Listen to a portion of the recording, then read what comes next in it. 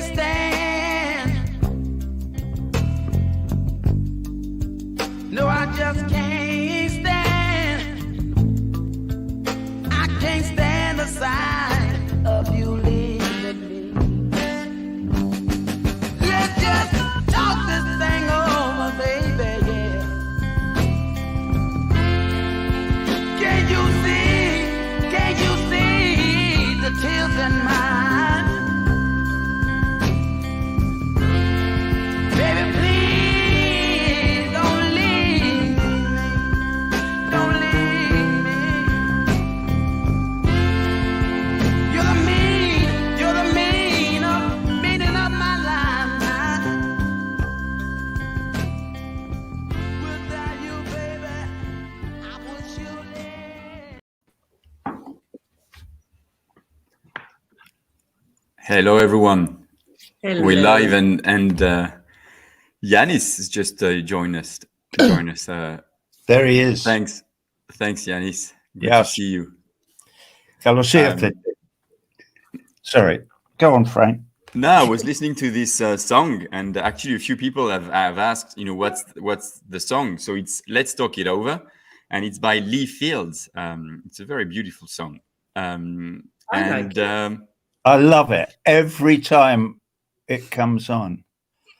I only wish Joanne could figure out that what needs to be done technically, so that the people out there in Great People Land could be watching us all, tapping our toes and Yeah. grooving along. We need a few more cameras and stuff, but that's doable. But anyway, here we go. Yeah. Like we're about to go down the pub Yeah. and have a chat about something other. But what would be great actually is to actually one day do it in a pub.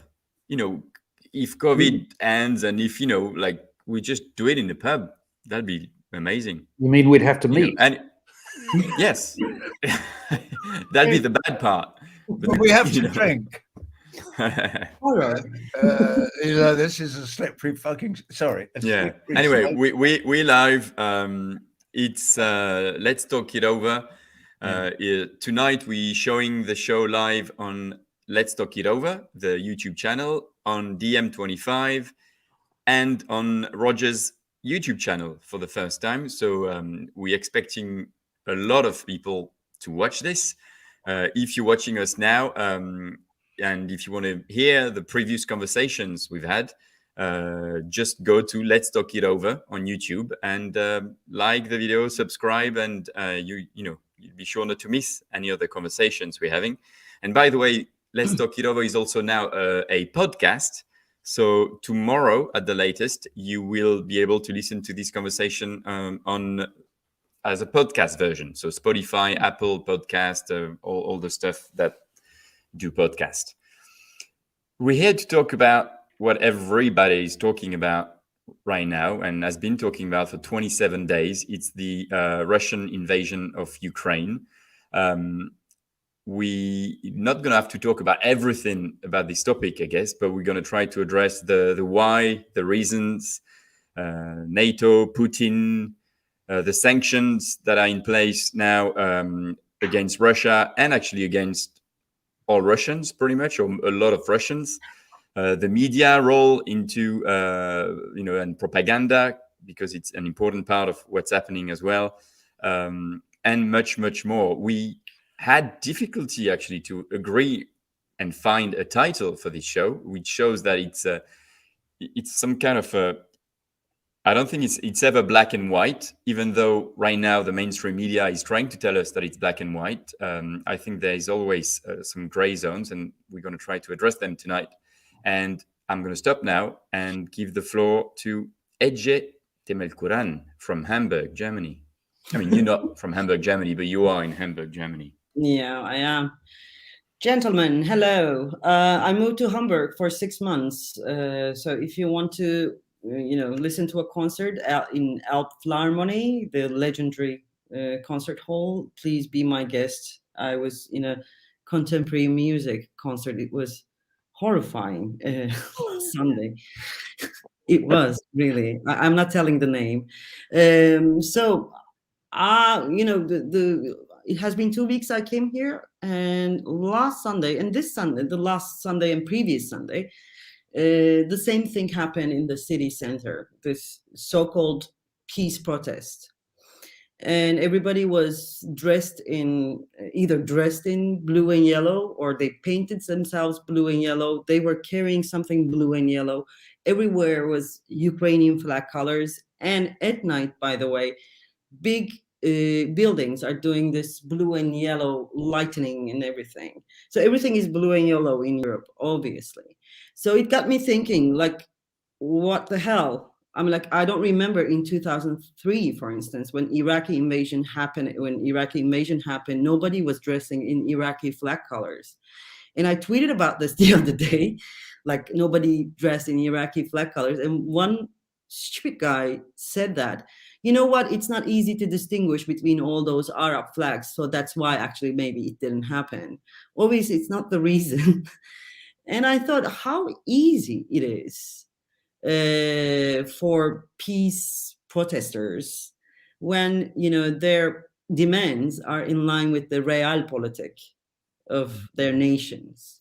So accordingly, actually, there is no, you know, excitement, no euphoria, no, it's not burning. You see, I'm like, it's all serene, super calm. Maybe it's Hamburg, but you know, Hamburg is not a very exciting place in that sense. But I think all over the world, this being in the same line with the realpolitik of the NATO and European countries and United States is, you know, does have an effect on the peace protests. And I do think that now they are being utilized by the realpolitik. I don't want to go into conspiracy, but I feel like something is cooking and everybody's getting prepared. I'm like, the realpolitik is preparing the crowds for a, you know, bigger war or a longer war and so on.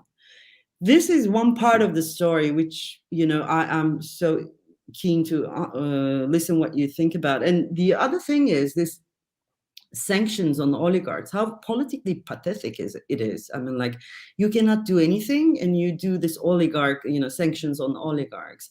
And Yanis wrote a piece about this, about the scrutiny of oligarchic money and the Swiss banks and so on. And Yanis, I agree with you. I hope this scrutiny takes a broader, it goes to a broader scale, and they scrutinize all the illegal black money, money laundering, and all the dictatorship money and so on. But it seems they only do things, they only go beyond the rules when it fits their interest. Because, you know, I'm thinking about all this Western civilization, the most, you know, sacred thing is the private property. So how do they legally actually legitimize the fact that they are abducting confiscating the private property of oligarchs in order to reach a political goal? And also this Russian sentiment, I'm like, probably you heard all of this, but has reached some absurd levels. In Zagreb Philharmonic, they took out Tchaikovsky film program. Vienna Philharmonic Orchestra canceled the contract with the Russian director. In Turkey, by the way, okay, we have to be the extreme, of course. They're trying to pull out Dostoevsky from the curriculum. So yeah, it is becoming nonsense, and many people trying to legitimize this anti-Russian sentiment by telling that, I saw that kind of opinions, by telling that 80%, more than 80% of Russians are supporting the war. Okay, my question is, are we going to compromise the remaining 20%? And also, how about the Russians who had to leave the country because of Putin? And also, how about Duma last week passing a law banning to call this a war but a special operation, and you can be charged by 15 years if you call the invasion of Ukraine as a war. So these are my points, and I remember 2003 very well because I was one of the two spokespersons of No to War Coalition in Turkey. there was this shameless enthusiasm coming from Western countries.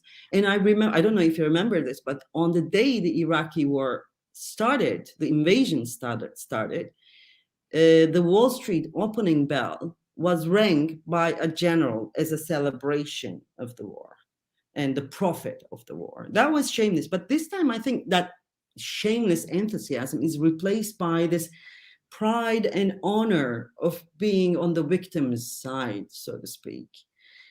So this is an interesting war in an interesting time. And I want to hear what you think.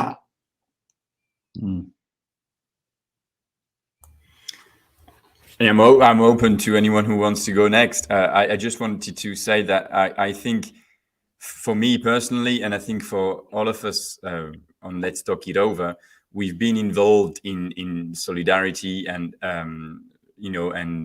and sort of social justice for many years. Maybe I speak personally, but I obviously stand with the Ukrainian people, and I want this war to end. There's no question about it. But the hypocrisy we're seeing in terms of refugees, in terms of sanctions, in terms of boycott, in terms of media blackout, is out of this world. I've never seen this before. A quick example, my kid today play video games on like Nintendo.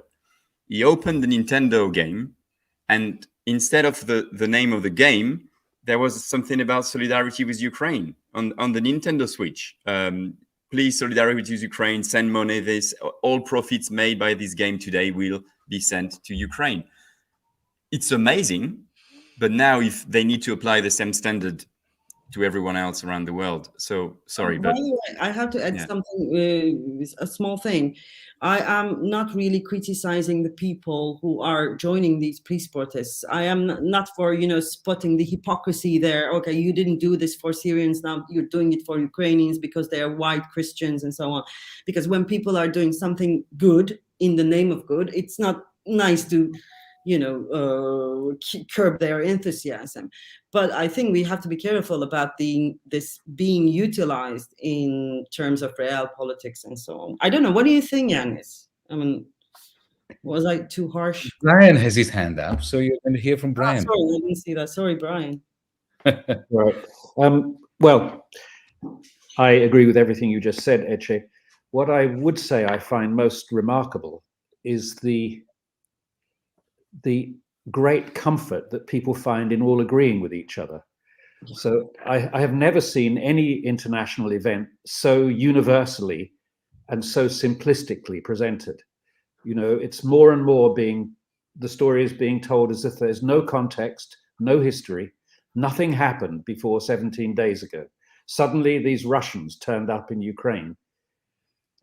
Huge surprise, And of course I don't support the invasion of Ukraine at all. And I certainly don't support what's happening to the people there. But whenever I try to mention that this comes as a result of a history which we are involved in, we had a part in, quite a big part in, people say, oh, so you're a Putinist, are you? You support Putin. And this kind of them and us mentality seems to have dominated absolutely everybody, including all the liberals that I know. I had an incredible experience the other day. I was playing some unreleased songs to some friends who wanted to record one of my unreleased songs. And I played one and they said, oh, that's really great. Love that one. Can we do that? And I said, yes. And they said, what's the name? I said, St. Petersburg. That was actually the name of the song. And they said, oh, I don't think we can do that.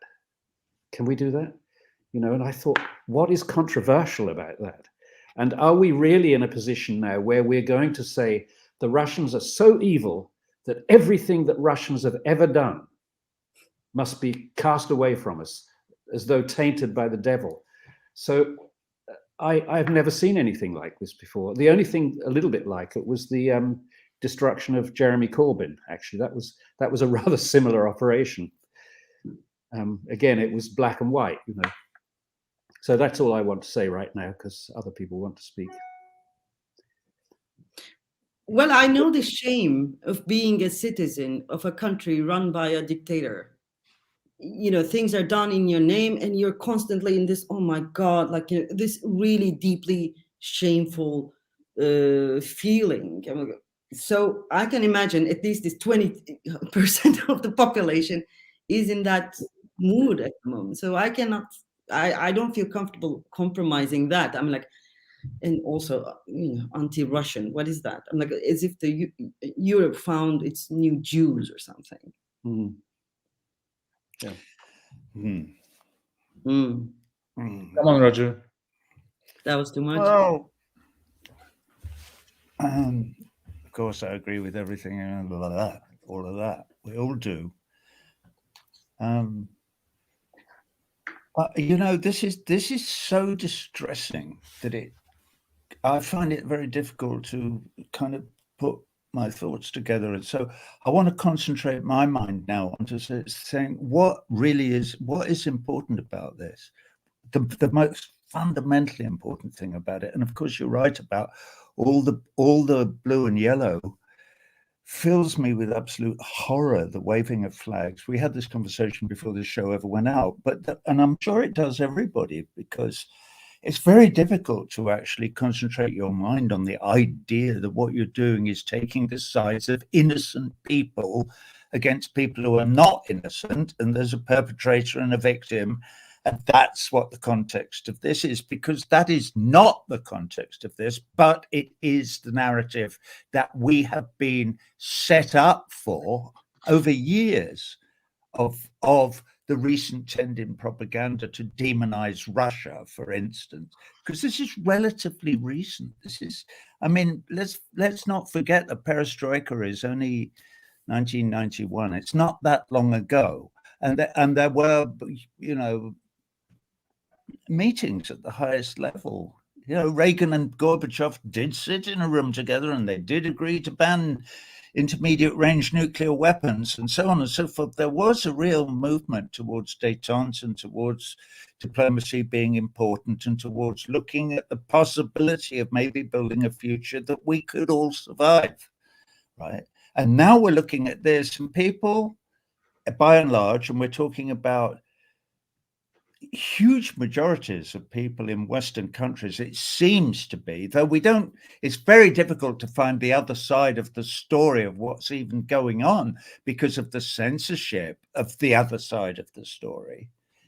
It's great that we're still on, that you can still get this, and that YouTube hasn't cancelled everything yet, but they're drifting in that direction slowly but surely. The jaws of the censor are closed. Anyway, what am I trying to say? Why is this war being encouraged to proceed by pouring money into the Ukraine, A, and B, by not engaging in diplomacy? I stumbled into a webinar like this last week. I think the people who were running it, who were lovely and very intelligent and blah, but a friend of mine was on it, Ray McGovern, ex-CIA analyst. I'm sure you all know him, or you know his work. And so I listened to them for like nearly 2 hours. And at the end of it, suddenly one of them said, "Mr. Waters, would you like to speak?" And I was a bit shocked, and I did. I fumbled my way through a few expletives, to my eternal shame. And then, but I also said, well, there's only about 10 of us watching this, and we need to how do we get there? And Ray, bless him, sent me an email afterwards and said, actually, because he had done a conversation with John Mearsheimer, who we also all know, right? Mm-hmm. And I'm assuming that a lot of you out there in computer land have heard of John Mearsheimer and Ray McGovern. Well, the program that they did together has now had over 1 million views. That's just a lot. That's a pretty big congregation right there. So he corrected me on that. I wrote to him yesterday and said, "Whoops, I'm sorry, that was a huge blunder on my part.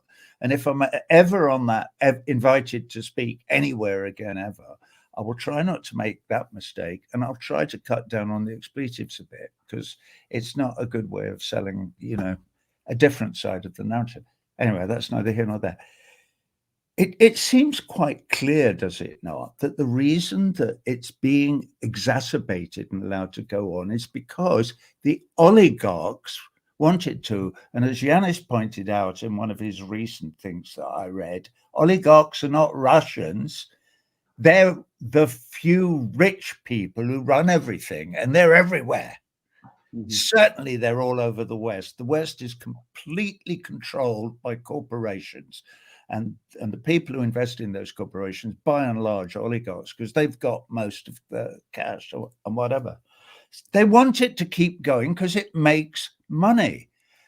And this is really the thing that we're not looking at, is the fact that the people who are making the decision to keep the war going and to keep killing Ukrainians and Russians and all sorts of Ukrainians, some of them are the Azov battalions who, in years gone by, we would have put on a uniform maybe to go and fight them because we disagree with their politics so intensely. So it's being continued because there's money in it. I know Brian has said this often in this program. Down this pub, I've heard Brian Eno say exactly the same thing. That is why, the war industry in the United States is spread into all 52 states. Everybody has a piece of it so that you can never attack the Pentagon budget and and all of that stuff. But the thing is, oh my God, what a dangerous game they're playing with all this talk of a no-fly zone. And and you and I, we're all I'm reading everything that Yanis writes. I'm reading, if Brian would only bloody well write something, I'd read all that. But and I read everything that Ray McGovern says and that John Mearsheimer says and that Noam Chomsky says and that all the wise men all over the world are saying as to how that, but they're not, and they don't give a shit. And that's the really, truly scary thing. And they don't understand, I believe, just how close to the wind, the nuclear wind, they're sailing. Because it scares the shit out of me. I really, I feel it every day now. I feel it every day. As the rhetoric builds and builds, and as more and more people divert their attention to shining a yellow and blue light on Battersea Power Station, I go, what are you doing? Or the Empire State or whatever. You're making this into a nationalist thing? Because that's what that is. Yeah. Of course we all disapprove of the breaking of the UN Charter and the illegal wars, and we could go on and on and on again about Iraq, Palestine, the Israeli invasion of Palestine and the 50-year oppression of the Palestinian people, and why doesn't anybody care about that? And we probably will. Well, I probably will later in this program, but I'll shut up for now. Yanis, I wanted to give you the floor. I can ask you a question, actually, Yanis, because I want us to address this article you've written about why stop at Russian oligarchs. But in your opinion, I know it's going to be hard to keep this short, but why did this happen first? Why did Russia invaded Ukraine? And also, it'd be interesting to know your views about how we can end the war, because it's good talking about the war, but how you can end the war. And we know there are actually options on the table. And before I let you speak, there's more than 1,000 people apparently watching us live.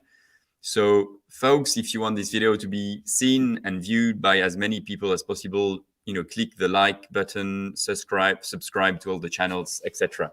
And now it's you, Yanis. Thanks. Well, thanks.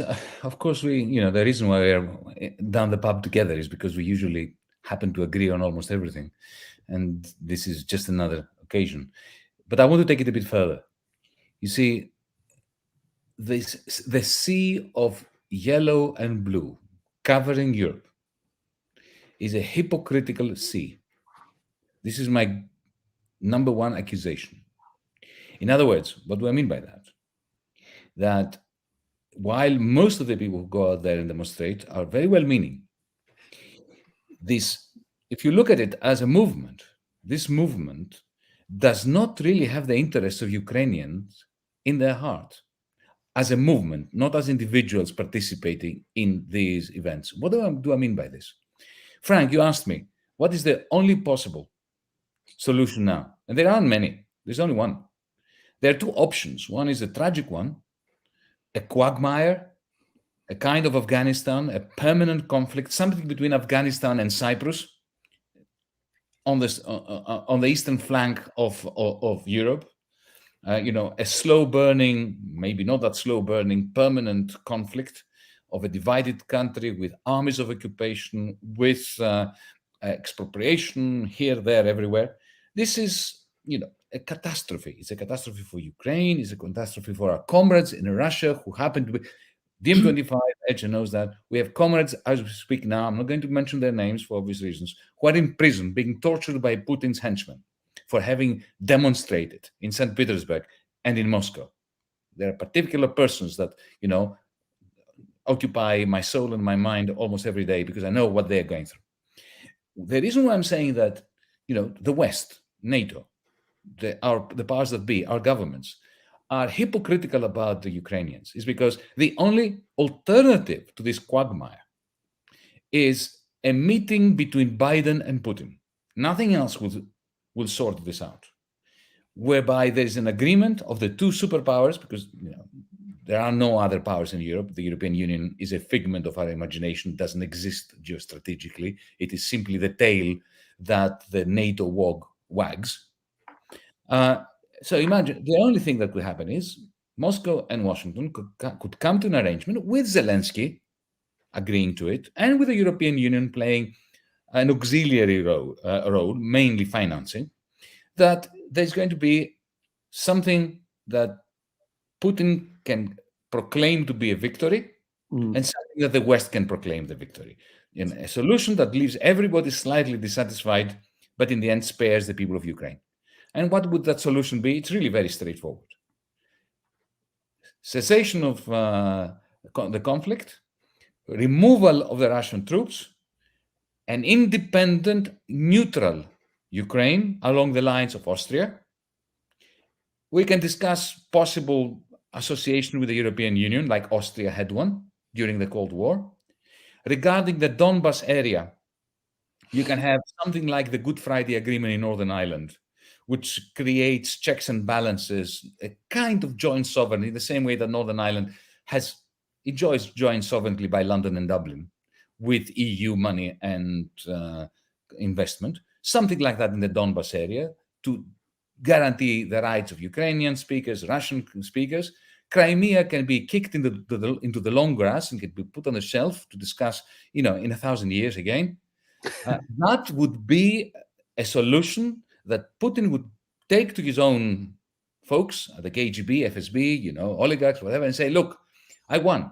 What did I want? To end the eastward expansion of NATO. Yeah. I succeeded. And I've denazified Mariupol, the Azov battalion, go to hell, Nazis, anyway, right?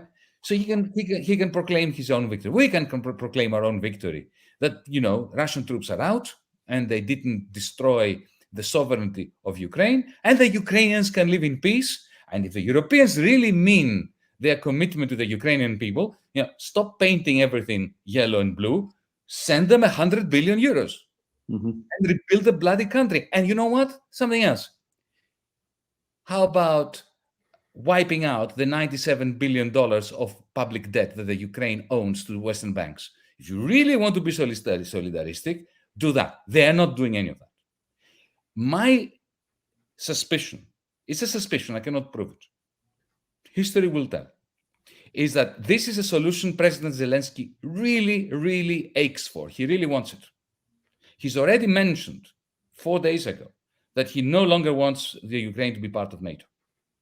He has already mentioned that there can be an arrangement about Donbas and that Crimea can be discussed later. I said 1,000 years, he said later. My great fear is that when Putin is ready, following the very brave resistance of Ukrainians who've inflicted heavy losses on his army and so on, when he's ready to sign such an agreement, Washington, D.C. will torpedo it. Because the United States of America are great beneficiaries from this war, and there are elements. I'm not saying that everybody in Washington is like this, but there are elements, powerful elements within the military-industrial complex and the fracking oil and gas industry, especially in Texas and New Mexico, who are loving this. They're called donors. Donors. Well, Olaf Scholz, the Chancellor of Germany, announced that he's going to buy 100 billion euros worth of equipment from America. And similarly, and at the same time, they are already negotiating for LNG, liquefied natural gas, to be transported from Qatar and primarily Texas, fracked gas, to new terminals in Hamburg, where you are. Okay. I'm always in shitty situations. Yeah. This is my fear. My fear is that, you see, and so they are the ones who are participating in this yellow and blue wonderful sea of support, of solidarity with Ukraine. But in the end, the powers that be behind supporting and creating the circumstances, as Ece put it very, very well, this resonance between people that are solidaristic with an invaded country and the powers that be, the media, the establishment. That those powers that be really do not have the interests of Ukrainians in their mind. And you can see that when I stood up in Greek Parliament and generally around Europe, and I advocated the Austria solution, a democratic, independent, but neutral, non-NATO country.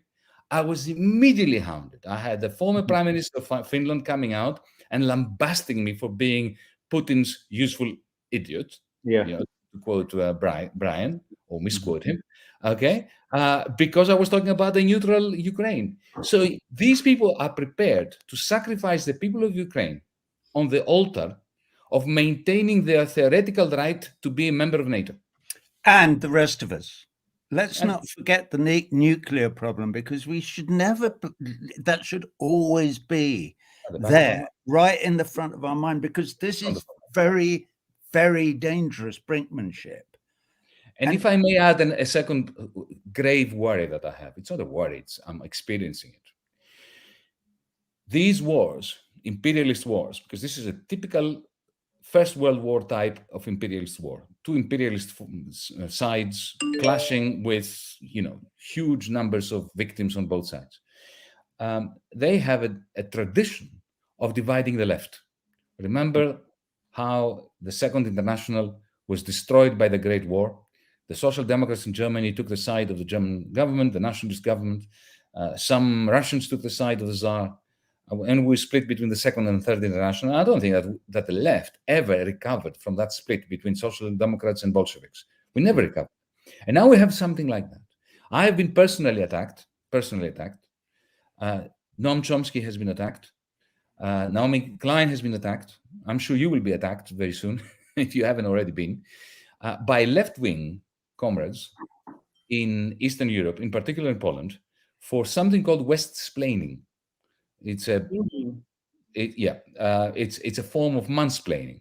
That is, I've been accused of condescendingly telling Eastern Europeans what is in their interest. Now, that's a very big accusation, right? If it were true. I've been accused of denying them agency, of saying that, as Rogers has said, that it is in the interest of the West and of the East and of everybody to resolve this situation now with a neutral Ukraine solution. And, these comrades, former comrades, actually, they don't want to consider themselves to be my comrades. So that's why I'm saying I would like them still to be my comrades, but they don't want to. So I'm not going to impose my comradeship upon them. They are saying that, you are denying us agency and you are imposing upon us in the East your Western left-wing fixation with NATO and the Americans. We care only about being defended from Russia. Now, I understand that if you're Polish, you have a very long history of being fucked over by Russia, by Russian occupiers. Excuse my non-scientific language. And I can understand why we have different perspectives. I grew up in a fascist dictatorship sponsored by NATO. They grew up in a communist dictatorship sponsored by the Warsaw Pact. So, difference of opinion and perspectives and sensibilities are absolutely understandable. What is not understandable, I don't think, is to be told that, you know what, we Eastern Europeans know better about Eastern Europe. A majority wants us to be in NATO, in the Ukraine, in Poland. So who are you to tell us that we shouldn't be in NATO? Well, it's me. My name is Yanis, and I'm telling you that you're wrong. In the same way that when I speak to Greeks, if the Greeks, if somebody shows me an opinion poll that 70% of Greeks want to be in NATO, I don't give a damn. I will say that 70% of Greeks are wrong. And nobody's going to deny me the right to be critical of a majority that has been formed through a kind of propaganda process. That's why we're in the left. We're not going to stop being left-wing because the majority have been influenced by the right. Okay? And I'm not going to shut up about my views regarding Poland. I will not be condescending to my Polish or Ukrainian comrades. I am not going to pretend that I know better than them about what's good for them, but they are not going to say to me that I don't have the right to speak about, Poland being or Ukraine being in NATO. This is the basis of internationalism. And if we of the left forfeit the very principle of internationalism, that, when we speak about Burkina Faso or Nigeria or New Jersey or Greece, we all have an opinion because we are all citizens of the world. This is what we are as Europeans, as people of the world, as Africans, as Indians, as communists, as socialists, as, progressives. So I've said my piece. Bravo. Can I pick on that a little bit? No, I agree with you so wholeheartedly that I have to. Sorry, actually, I didn't mean to. No, it's okay, Roger. talk over you. There is this, Brian's Petersburg story and your story come together in my head because this narrative being almost not secretly, but like by a invisible hand, let's say, when the narrative is determined by this invisible hand, when it's adopted by people so enthusiastically, as if it's their own personal free choice, it gets me thinking, because I remember how things turned around in Turkey when AKP came to power in 2002, and then like for 5 years, it became almost sinful to criticize AKP. It was this weird period. It was embarrassing to be on that side, because if you were on that side, you were, supporting the army, you're supporting the military coup and so on. It's almost the same today. If you're talking about, NATO, instead of trashing Putin or Russia, that means that you're a Putin lover, whatever, Putin supporter. If you're making a music with the title Petersburg, you are suddenly on Putin's side and so on. Mm-hmm. When the narrative is so, how shall I put it? So invisibly determined, there is something fishy going on there. And you were so right about the split of the left, First World War. It is so similar to that, because you were, you were attacked personally, Yanis, by, these people. I was attacked by not Turkish, actually, from the left. For some reason, suddenly, many people became Putin lovers when you say something like correct, trying to say something correct and objective. You're caught in crossfire. But the other thing is this: you put Europe into this almost, non-actor in this story. But I do think that they finally found a reason, the Europe idea finally found a reason to resurrect itself, to unify around and so on. I mean, like, everybody knows here that we have been invited to these panels on Europe. Where is Europe? What is Europe? What is the idea of Europe? Where is Europe going? And, all this blah, blah. Nowhere is the answer, nowhere. Without any panel, now there is Europe. You see? I mean, like, yeah. This is a possible it's capital. Completely epidemic. There is nothing there. There's nothing there. They can't. There is now, because they can't organize an escape out of the brown paper bag. The Europeans, they really cannot organize a piss up in a brewery. They are just completely hopeless. They all, they wear the blue and yellow. But what other hope do we have, Yanis?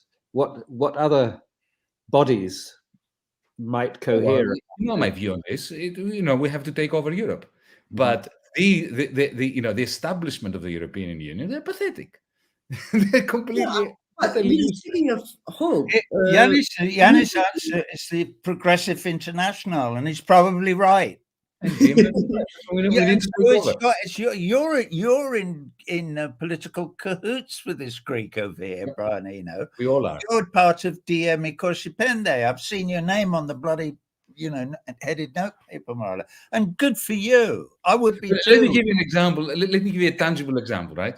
For a week now, Brian and Ece and Roger and Frank, they have been ministers of defense of the European Union have been locked up in a room trying to come up with a plan for a European army, okay?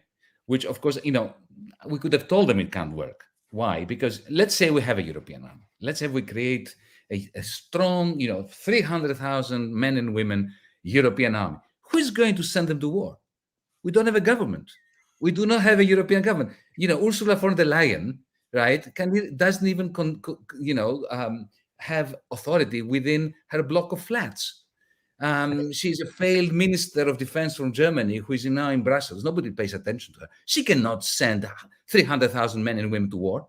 Who's going to do it? Macron. He cannot, command German and Greek and Italian soldiers. We don't have a government, so we cannot have a European army. So you know what happened? After a week of these deliberations, they decided they are going to form a 5,000 strong rapid deployment force.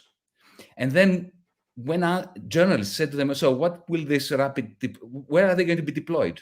How will they be deployed? Well, they had, of course, to say that they cannot be deployed at the front, any front, not the Ukrainian front, any front, because nobody can command them. So you know what? In the end, they had to admit that their job description will be to evacuate EU diplomats and personnel from EU embassies in case of conflict.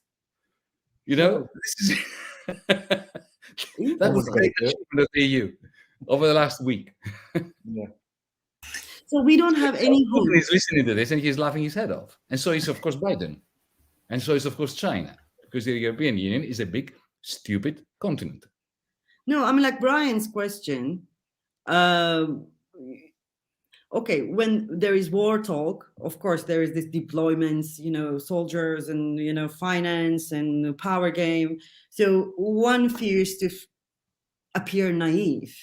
And this fear of naivete actually takes over the conversation. And you never actually, at the end, speak about the people. So don't we have any hope in terms of Russian people trying to stopping this war? They are, of course, they are. Obviously, Yanis has already told you he's got friends in prison who are trying to. I know. To whatever.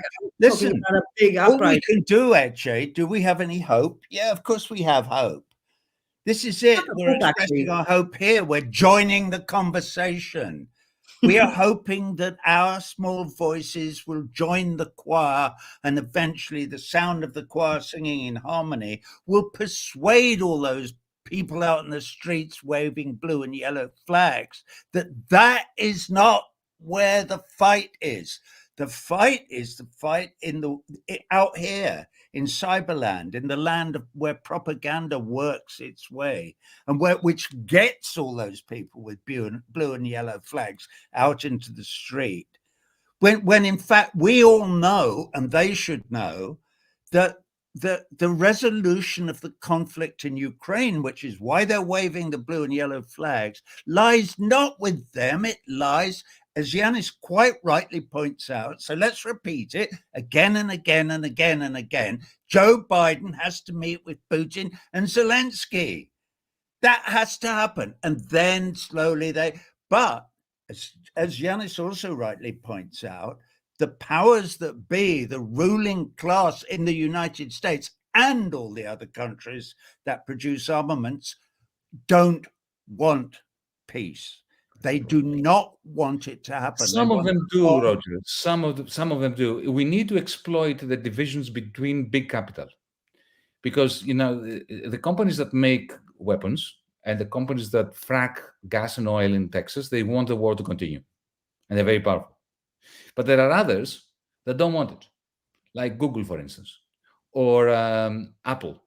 They're not happy with this because their sales and profits are going down. as a result of the disruption of trade. So isn't it's it interesting, though, that the ones who want it are ones who are making money, and the ones who don't want it are the ones who make more money if it's not. We need to turn them against each other. We need to exploit these fissures and the conflicts and between capitalists. How can that be done? Very skillful left-wingers. Well, this is a very interesting direction that this conversation has taken then, because I want to hear what Brian has to say about Well, that. what I would like to know is, do we have examples of that happening, of that some kind of leverage being applied within the ruling classes to, I hate using the phrase the ruling classes. It's so, I like using it, so please continue to use it. well, I'll use it for you. But, you know, what I notice most of all about people of the right, they stick together because they can bury a lot of disagreements in order to maintain the status quo. But I can give you examples, though. I can give you examples. One of the stalwarts of the establishment in the United States, you know, a geostrategic thinker, you know, Cold Warrior, Atlanticist, always on the side of evil, Thomas Friedman, the columnist of New York Times. Yeah, he's come out with what we're saying. Kissinger himself has come out with what we're saying. You know, we are on the same side as Kissinger. That's enough for me to contemplate suicide, right? But you can see that there are these people who are calling for caution. They are very worried about something else. They are very worried that what they are doing in the context of the economic war against Russia is going to be the end of the exorbitant privilege of the American dollar. Because think about it. They used a nuclear weapon, financial nuclear weapon, a weapon of mass financial destruction. And I have to say I was surprised because I wasn't expecting them to do it. Okay, it wasn't the sanctions about oil and stuff. You know, they already, as we speak, you know, they're paying Russia $700 million a day. The West is paying, as we speak, you know, for gas and oil. So, you know, this is a hypocrisy. But there's one thing that they did, which was a nuclear financial weapon. They cut off the Russian central bank from the international system of central bank payments. Yeah. Now, that is big because as we speak, the Central Bank of Russia has $800 billion in the bag, or in the proverbial bag, to which they do not have access. Russia has debts that are maturing, bonds that are maturing as we speak, that are owned by Dutch, German, French, British banks. So essentially, Washington and the West, but Washington, is forcing the Russian central bank not to pay, to default on debts that it has to the West. That is creating serious problems. There may be a Lehman's moment, maybe not, but whether there is one or not, okay? Over the last 3 years, the Chinese central bank, the Central Bank of China, of the People's Republic, created an alternative renminbi-based digital currency, which is spick and span. It's beautiful. I mean, technically, it's wow. But of course, it's like a huge motorway without cars because they built the system, but nobody's using it. Everybody's using the dollar system. But as of last week, the Russians have been using it to sell oil to China. China has increased by 50% its sale of energy, its importation of energy from Russia. So this big highway, technological digital highway for payments that the Chinese have built 3 years ago, and where they were beta testing with 100 million Chinese people, now, okay, is being used by Russia. So Russia is selling energy to China. It is getting all these digital renminbis, digital Chinese currency, but then it uses the same system to buy stuff from India, bypassing the dollar payment system. Now, the people like Thomas Friedman in the New York Times is freaking out because he can see that this is undermining the exorbitant privilege of the dollar. And he says, what the hell are we doing here? Mhm. You know, from an Atlanticist, right-wing, capitalist American perspective. Yeah. So there are these fissures. Mhm. But yes, and one of the questions that I don't know the answer to is, all this oligarchic money has been running Europe so far since years, Mm. and the United States as well, up to a certain degree. It's mostly American. For every $1 brought over to Europe by Russian, $10 have come from an American oligarch. It's a 10-to-1, the ratio. Mm. Yeah, And it's then funny you that add we. the Saudis, the Nigerians, you know, the Emiratis, the Chinese, you know, who buy stuff in Australia. They bought half of Australia and New Zealand. You know, the place is swimming in oligarchic money. That's why, you know, I sent you this article Yeah, where the title says it all. Why stop at Russian oligarchs? Let's so begin people by have been handing over Chelsea Football Club, that we take away from Abramovich, to its fans and turn it into a cooperative. To Yanis. Good idea. I see the new CEO of Chelsea Football Club sitting on the screen in front of me now. Yanis Varoufakis, I don't like it. CEO, That's my taking problem. over That's from because Eugene they wear Tenenbaum. blue. I hate blue. Very soon, I will be able to talk about football, by the way. Frank is today wearing, what's the team? Skull and Crossbones. San Pauli. I am going to San Pauli. Oh, that was a beer. Huh? It's a What's beer, San isn't Pauli? I don't even know what San Pauli is. It's a It's a football football club and a club. beer. You know, Could be it's that blue. bloke who had that vision on the road to Damascus as a possibility. Yeah, there's an I at the end. That Exactly. confuses No, me. San Pauli is actually, yeah. Go AJ. It's a suburb no, of. to an advanced level with this football talk. So No, but- San Pauli is actually a suburb Pauli. of Hamburg that historically has been on the forefront of resistance against capitalism, etc. So and San Pauli is the football team of this suburb.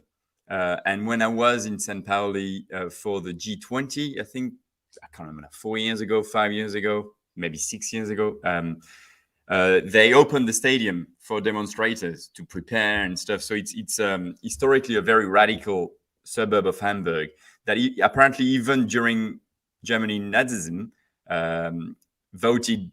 A lot of them voted communist for the Communist Party, even if it was super dangerous at the time. So that's why it's a badge of honor to wear the top of this team. And actually, I should only suburb. invite you for the match of San Pauli, because I heard that it's an experience. Yeah, it's supposed to be amazing. Yeah, because there is They've got a big stadium. It's not a whole- small team. Yeah. Yeah, it's a legendary stuff. So yeah, We've got about. San Pauli. Just to say, we've got about 5 minutes to go. Johan, who is our tech person, is telling me there's like more than 1,300 people watching us, which is our record. People watching us, again, like the video, subscribes to various channels, DM25, Roger Waters, and Let's Talk It Over.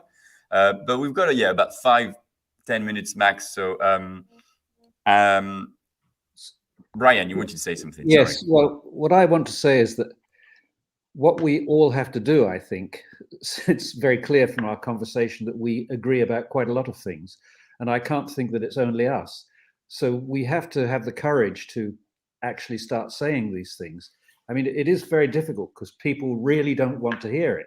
It's so comfortable, everybody agreeing about things and all taking the same point of view and feeling that we're all allied together in a very good cause. And, there's no ambiguity about it. There's this evil bastard called Putin on the one side, and then there's us good Christians on the other side.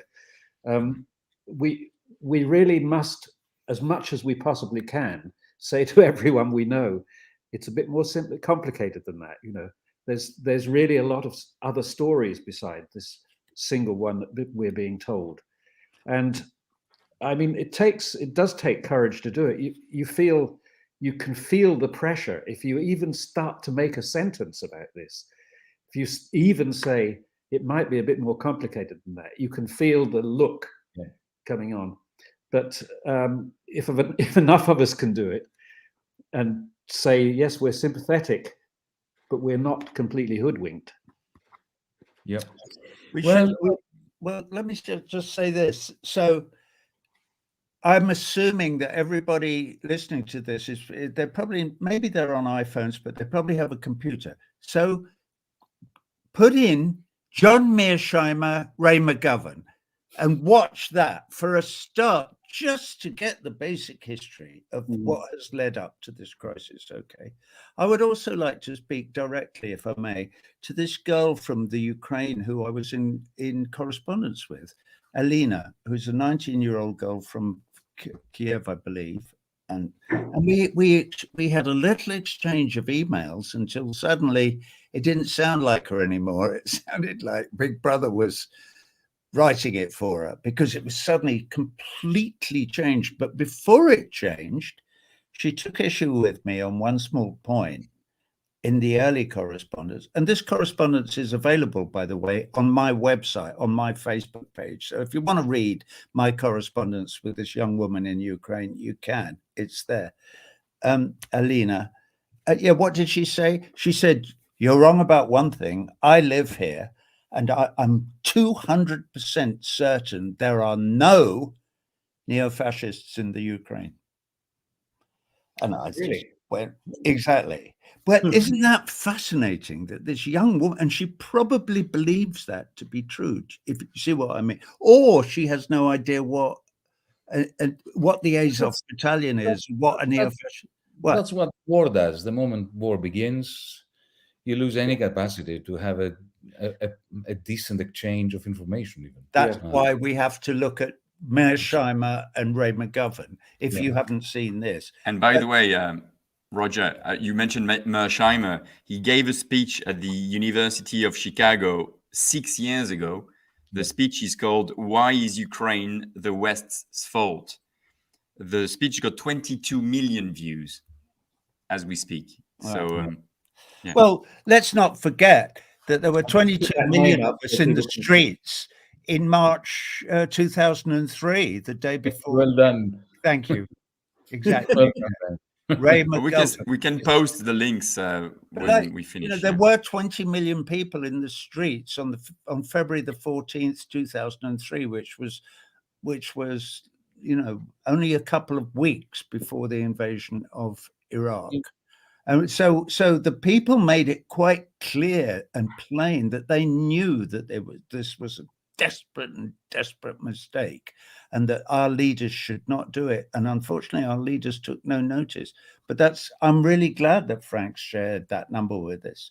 That 20 million, did you say 20 million people have 22, yeah, have viewed John Mearsheimer's speech? So John Mearsheimer, and it's a 1 hour long video as well. He speaks very eloquently, and anybody who cares about the Ukraine, never mind the bloody blue and yellow flag, watch that, learn something about it, educate yourself, find out what has led us into this situation. Because this will be my final word as we're running out of time, because, you know, let's not forget that it was only a few months ago or a couple of years ago that Mike Pompeo was Secretary of State or whatever he was. Some of these politicians in the West, and maybe in the East too, I don't know Putin at all. I've never met him. I've no idea. Though he does at least sound as if he's not completely insane. When you hear him speak, he can string a sentence together. But people like Pompeo, these raging Christian Zionists, you know, you know that they just, where's that fucking red button? You know, I want to push it. They're crazy, completely insane. So we do have to be very, very careful. I think that everybody should watch Stanley Kubrick's Dr. Strangelove. Yeah. Okay. I just assume everybody's seen it 10 times. No, we're too old. That's why we're too busy. And Paths of Glory, by the way, 1957. Yeah, Paths of Glory. Last word for me is, you know, one thing you know, the most humiliating thing that one can do to a people is to equate that people with the dictator. So also Russians are more than Well- Putin, far more than Putin. Let's not forget that, please, because I really feel for those people who are in excruciating shame and who feel completely helpless. And our Russian brothers and sisters did Well, defeat listen. the Nazi menace during the Second World War. They won the Second World War, Yeah. not the plucky Brits or the Americans. The Russian people did. It cost them 26 million lives or something like that. And so The let's Soviet- never the forget Soviet- that either. What? And by the way, your piece should be called. I have a problem with your piece, Brian. St. Petersburg. I can't fathom that. Leningrad, mate. Leningrad. Well, when I lived there, it was St. Petersburg. Now you're going to get more attacks on that. Yeah. Never be a hit now.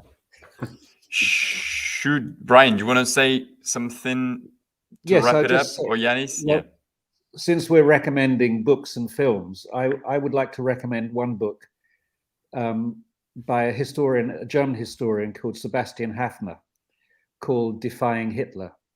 And for me, it's the best piece of writing about how a civilization falls down the hole.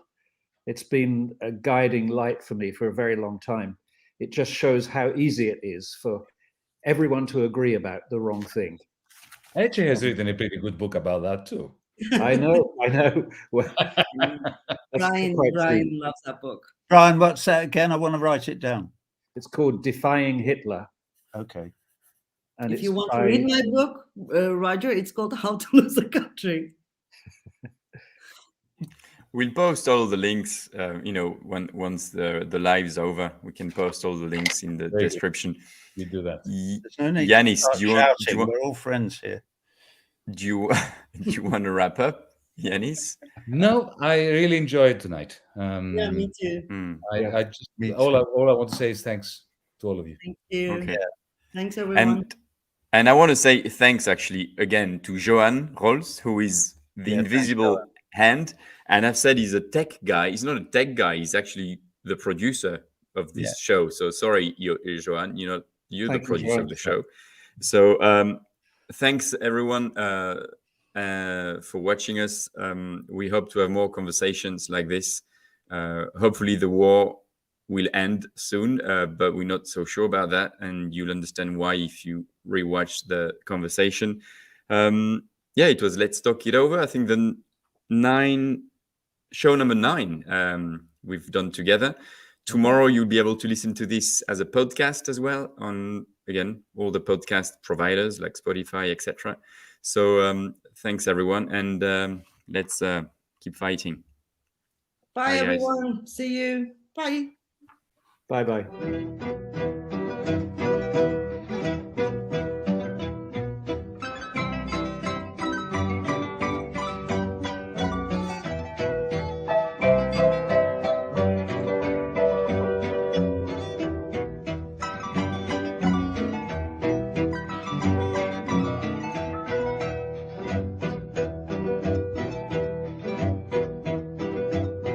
La soledad del pajonal al corazón se iguala desde aquel día en que mi longuita se fue huyendo.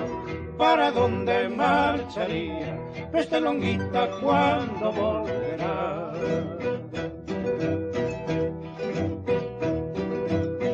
Han pasado ya 6 cosechas, en el campo solo hay rastro.